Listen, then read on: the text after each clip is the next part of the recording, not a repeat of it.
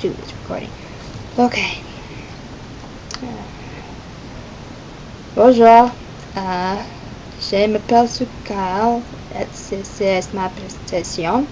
Cette chose c'est le sujet des châteaux. Je vous présente le château de la Joyous-Garde. Numéro survive until une legend. Ce château m'intéresse en raison de son association présumée avec un personnage qui est dans la légende du roi Arthur. There's the name, obviously. Here we have, and apologies, my sense of direction really stinks.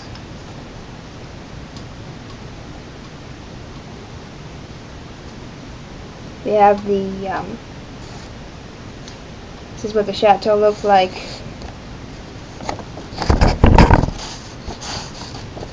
before it was ruined. And then we have the coat of arms of France here. We have a picture that has to do with the aforementioned key character from King Arthur. And here we have the coat of arms that probably was associated with this castle, because this is the coat of arms of the Forêt Landunau, which is where this castle, this chateau is located. Excuse me, somebody just sneezed.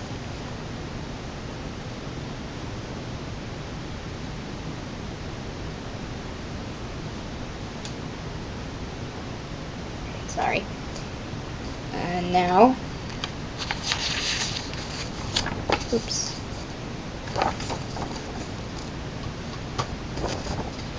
Here we have, excuse the really bad angle in here.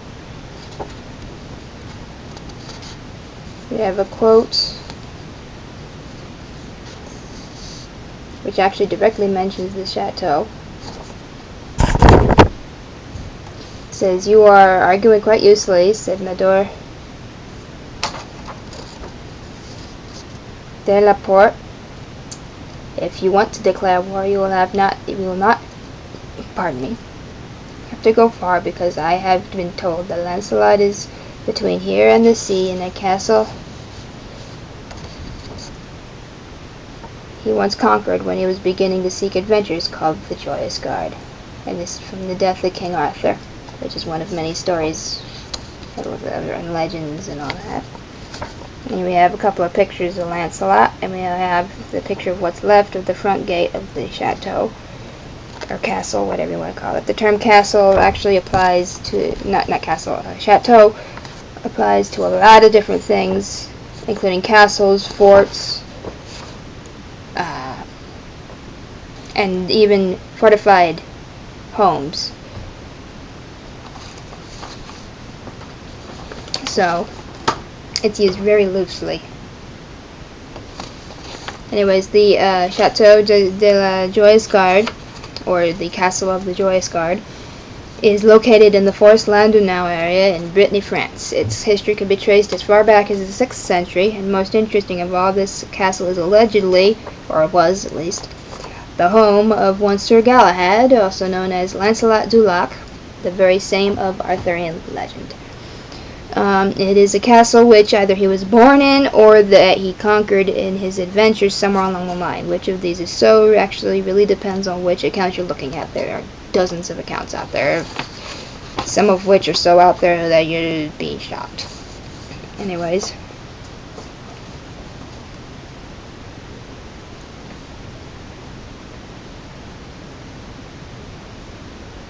Hold on, sorry. Anyways.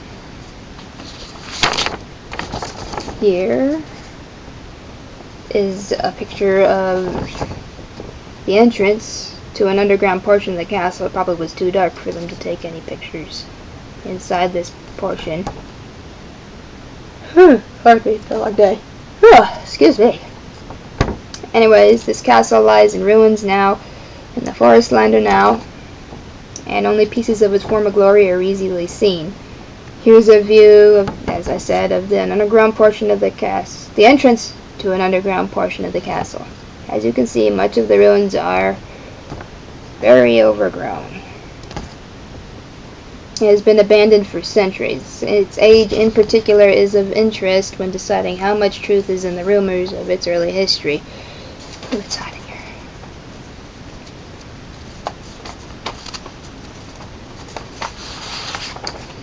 Here we have some of the castle walls and probably some of the older parts of the fortifications on the property. While its recorded history really doesn't mention King Arthur or Lancelot or anything else to do with the legends, the age of even the oldest fortifications means it's very possible that at its beginnings no records were even kept of it, that were written down at least. So the rumors about it having been the home of Lancelot could be true, just not recorded in any written forms until later on, but rather passed down by word of mouth, eventually becoming myth and legend instead of known fact, because, as happens to much that is only passed down by word of mouth, things get twisted. Moving on. Here's another view of the front gate of the castle, or at least what's left of it.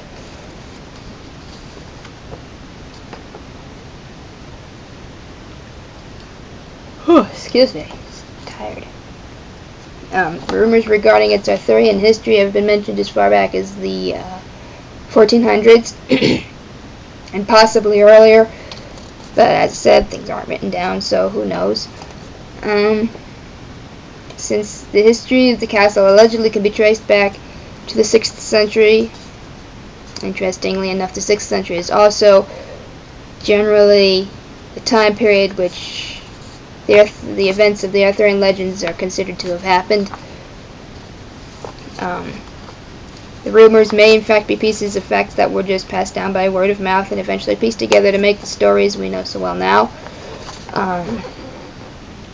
After all, there have been lots of ideas thrown around, including that King Arthur was nothing but an obscure tribal chieftain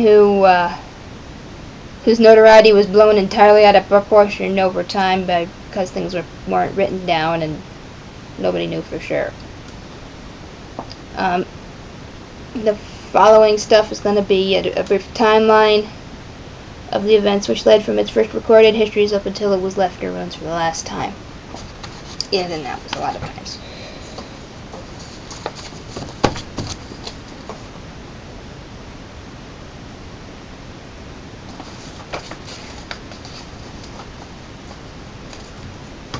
Here we have where's the sign for the place.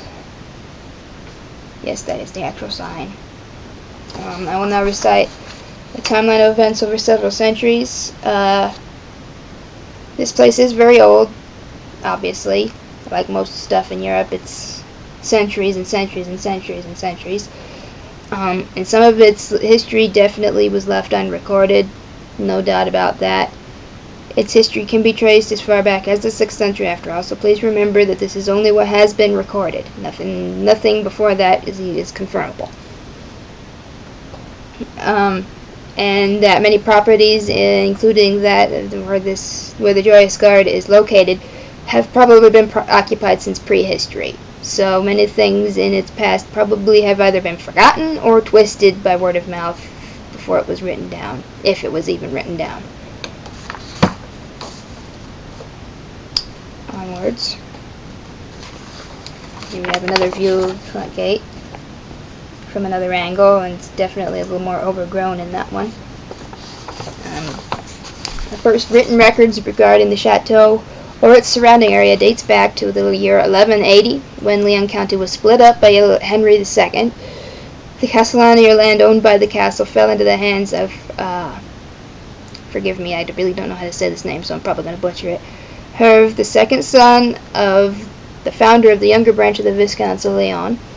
And in the year 1296, Landernau, which, as the name implies, is the town right next to the forest in which the chateau is located, was sacked twice. Oops. Pardon my language there. By the English and all but destroyed. There's neighboring town of Brest is, forgive me, I probably said that wrong too, is cited as having been a casualty as well.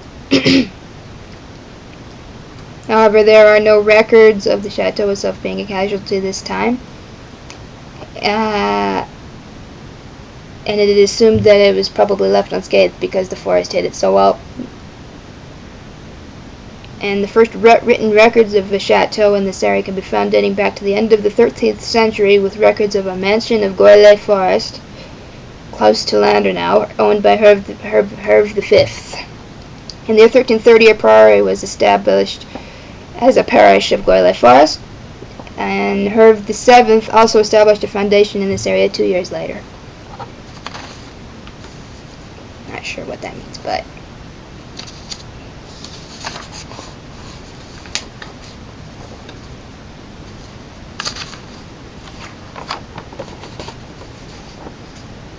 here we have a view of one of the walls. And somewhere along the line, the ownership of the chateau was transferred to a captain who was a close acquaintance of the Viscount of Leon, Herve VII. In the year 1341, the chateau, still known by Goyle Forest at this point, was pulled into the beginning of the War of Succession in Brittany. It is slightly unclear due to poor recording by Jean Lebel and Jean Froissart, but it can be deduced that the chateau is attacked several times during this area, with the following times probably being the best recorded. In June through July of 1341, with help from Herve VII, Jean de Montfort occupied Goyle Forest without any bloodshed. The other problem with this particular issue is it doesn't make sense that Herve would be attacking his own property and his own friends. So this probably was actually about a different castle, which was actually close by, which had a similar name and may have been mixed up by the person recording this. In May through June of 1342, the Goyle Forest castle was abandoned by the people currently occupying it. It is not really clear because of poor recording on the part of the person who was recording all this stuff, who those people were. And it was reoccupied in a pretty short time by Gerard Morlaix under Captain Charles de Blois. In August through October 1342, British led by Robert of Artois occupied Brest, and Morlaix's troops evacuated Goyle Forest Castle. Goyle Forest Castle is recorded by Froissart as one of several places sacked by Robert of Artois.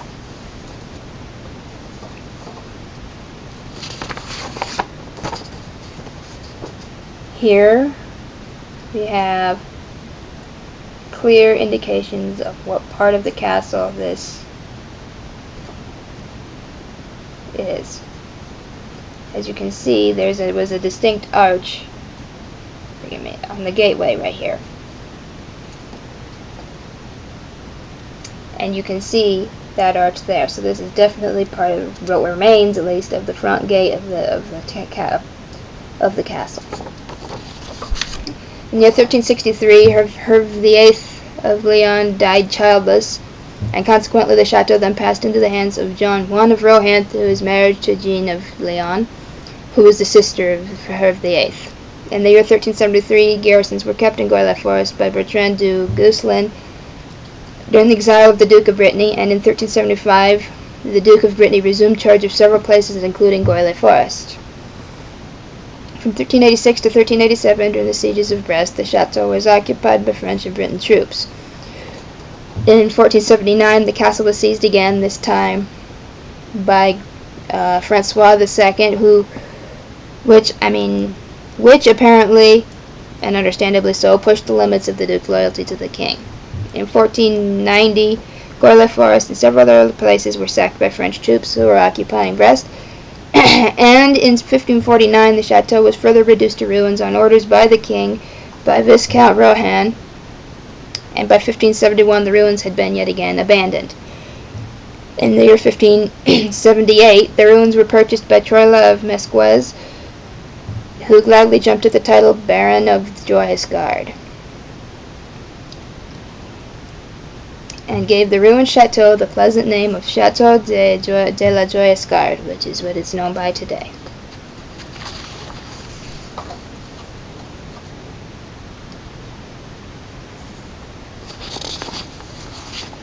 Here's a picture of some more of the walls. Clearly, modern ignorance has certainly twisted and destroyed the legends enough that more modernish ideas have been thickly interwoven with them enough to add a whole lot of incorrect notions. The chateau associated with Lancelot was not called Joyeuse Garde. In fact, there is no record of it having any name in the 6th century.